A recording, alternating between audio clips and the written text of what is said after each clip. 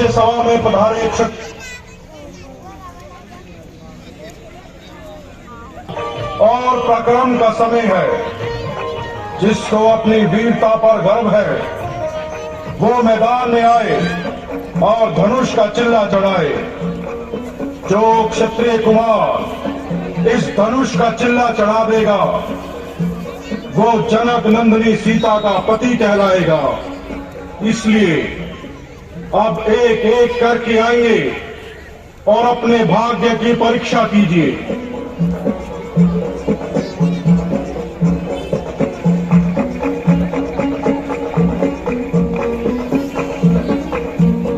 बोधे पुराने धनुष पर इतना गुमान है, भाई हुआ तो क्या हुआ आखिर कमान है। चाहूं तो तोड़ दूं इसे एक हाथ से, किस बात पर उठाया सर पर आसमान है।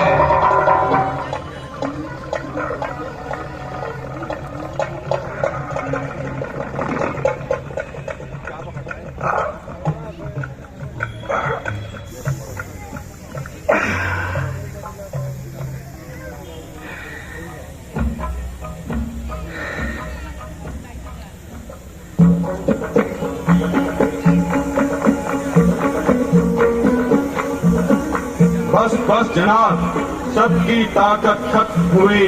बैठे हो सिर झुकाकर, सबकी हिम्मत खत्म हुई। अब देखिए कि चिल्ला चढ़ता है कमान का, लो देख लो सबकी हिम्मत खत्म हुई।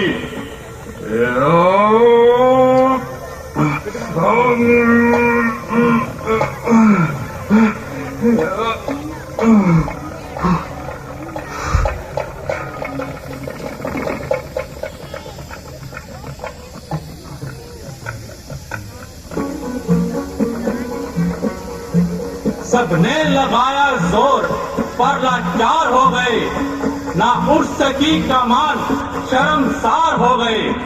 उठने की मेरी देर है बस एक आन में, देखो कि टुकड़े इसके 3-4 हो गए।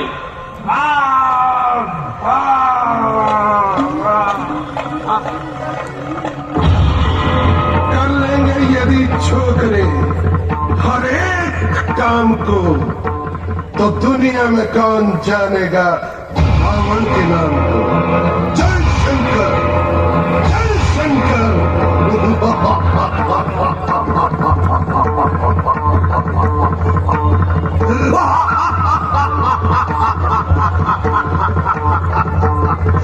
मैं लंका नरेश हूं, जिसने अपने बाहुबल से काल को वश में कर रखा है। इंद्र और समस्त देवतागण जिसके नाम से थर थर कांपते हैं, जिसने एक हाथ से कैलाश पर्वत को उठा लिया था, उसके सामने ये मामूली सा पुराना धनुष क्या चीज है। इसे अभी इसी क्षण तोड़कर सबका अहंकार चकनाचूर।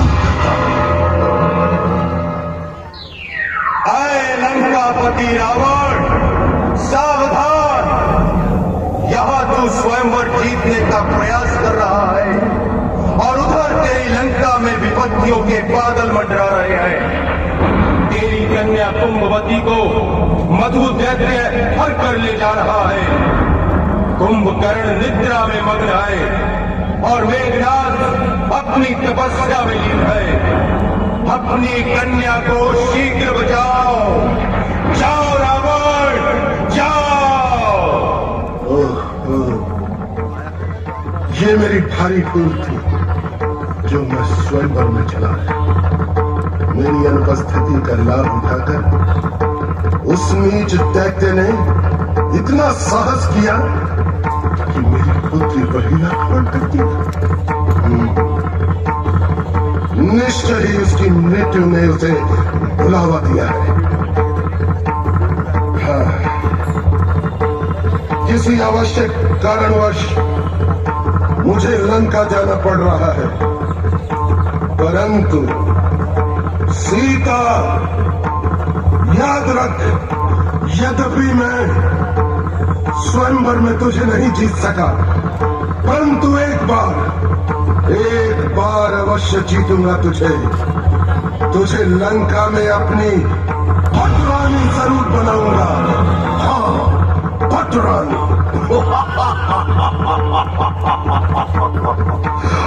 पटरानी।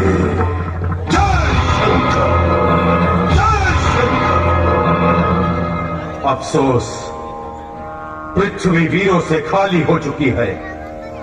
क्षत्रिय वंश का अंत हो चुका है। अन्यथा ये साधारण सी कमान, जिसके लिए सारा क्षत्रिय मंडल हैरान है, यदि मैं पहले जानता तो स्वयंवर कभी नहीं रचाता। भगवान, अब क्या होगा? जो भी किया है उसे निभाना ही पड़ेगा। शोक, क्या सीता जन्म भर कुंवारी रह जाएगी? खामोश है राजा जनक, खामोश।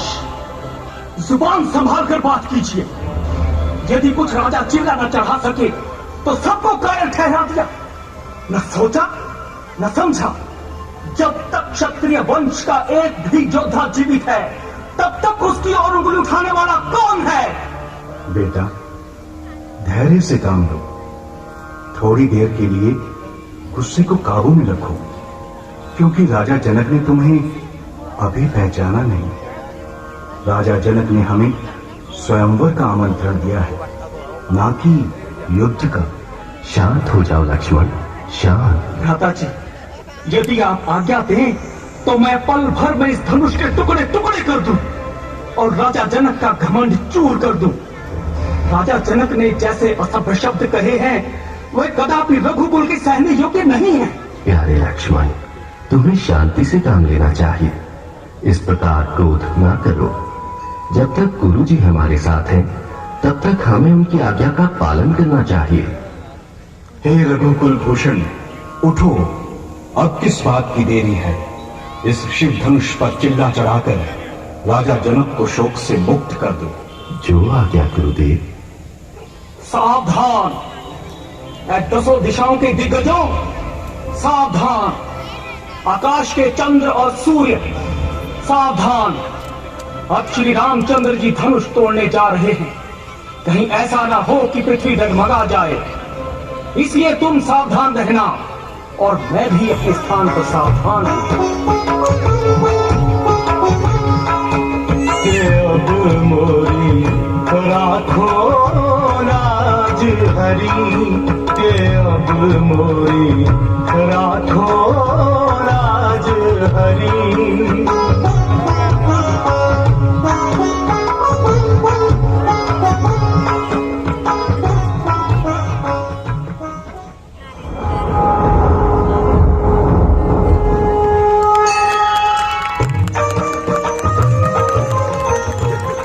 प्रणाम गुरुदेव। गुरुजी, आपके मन की अभिलाषा पूरी हो गई ना? बेटा, तुम धन्य हो जो तुमने क्षत्रिय वंश की लाज रख ली। मुनिनाथ, आप धन्य हैं जो आपने मेरा उद्धार किया। राजा जनक, तुम्हारे यहाँ इतनी भीड़ भाड़ होने का क्या कारण? मुनिनाथ, आज मेरी पुत्री सीता का स्वयंवर रचाया गया है, इसलिए दूर दूर देश के राजे महाराजे पधारे हैं? मेरी गुरुदेव के धनुष की यह दुर्दशा! राजा जनक, मेरे गुरु के धनुष को किसने तोड़ा है?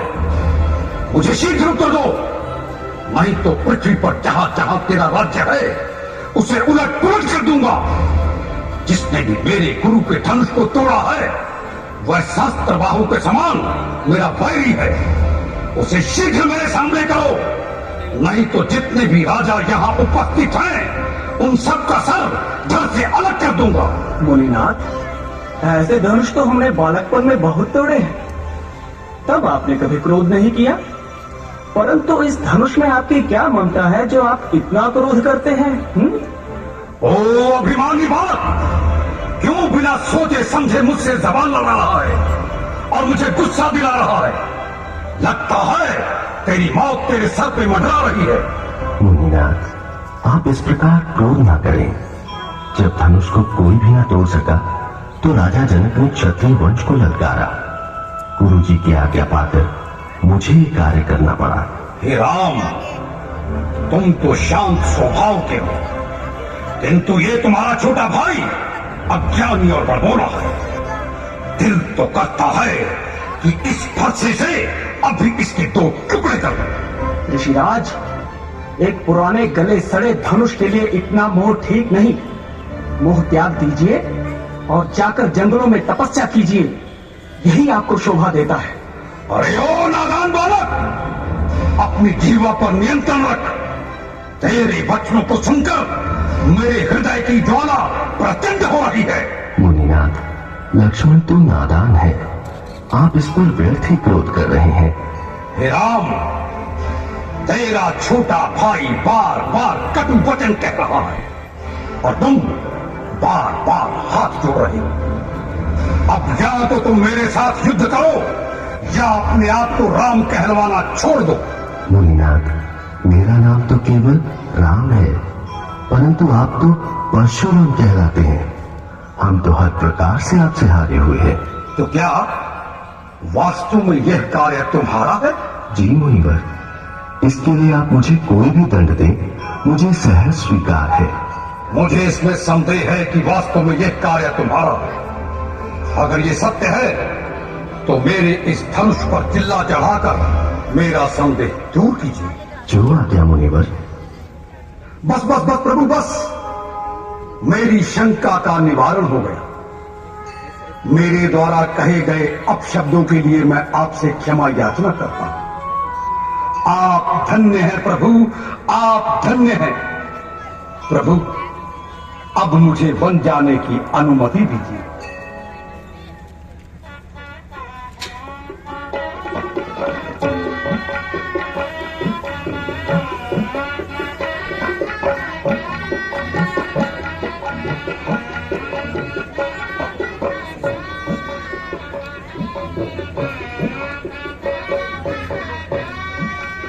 हे दशरथ कुमार, मैं आज अपनी पुत्री को तुम्हें सौंपता हूं तथा परमात्मा से प्रार्थना करता हूं कि तुम दोनों नियमानुसार गृहस्थ के सुखों को भोगते हुए संसार में फूलो फलो तथा एक दूसरे को कभी ना भूलो और अपने धर्म को निभाते हुए संसार में यश, शौर्य और कीर्ति फैलाओ।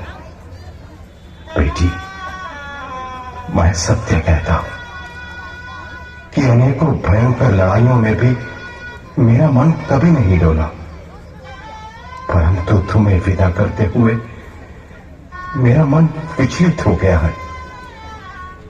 प्यारी बेटी सीता, अपने पति एवं सास ससुर की सेवा में अपना मन लगाना, यही तुम्हारा परम कर्तव्य है। प्यारी बेटी सीता, ना रो। यद्यपि हर एक माता पिता को अपनी पुत्री को पराये घर भेजना ही पड़ता है, परंतु फिर भी अपने दिल के टुकड़े को आज विदा करते हुए मेरा कलेजा मुंह को आ रहा है।